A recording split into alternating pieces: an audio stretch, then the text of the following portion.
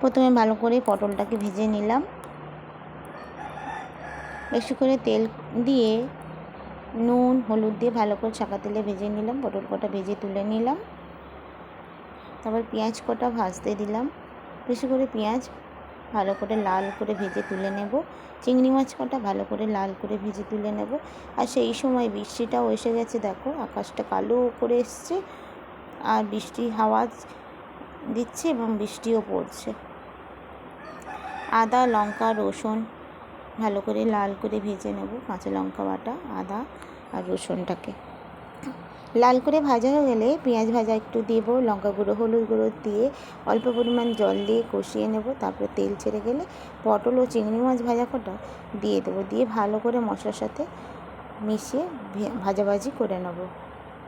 ভালো করে ভাজা হয়ে গেলে মশলার সাথে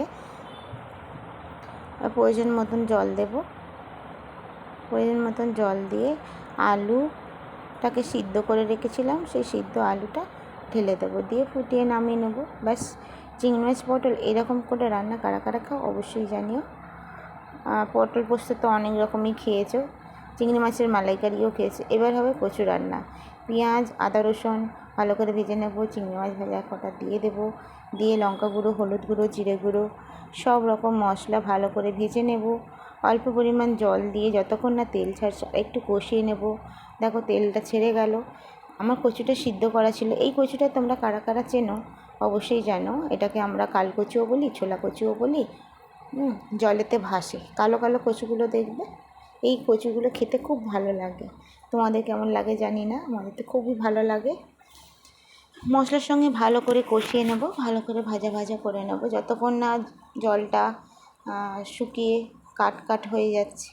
একটু খেলিয়ে খেলিয়ে দেব, উল্টে পাল্টে আরেকবার দেব, দিয়ে খেলিয়ে খেলিয়ে কড়ার গায়ে দিয়ে নামিয়ে নেব।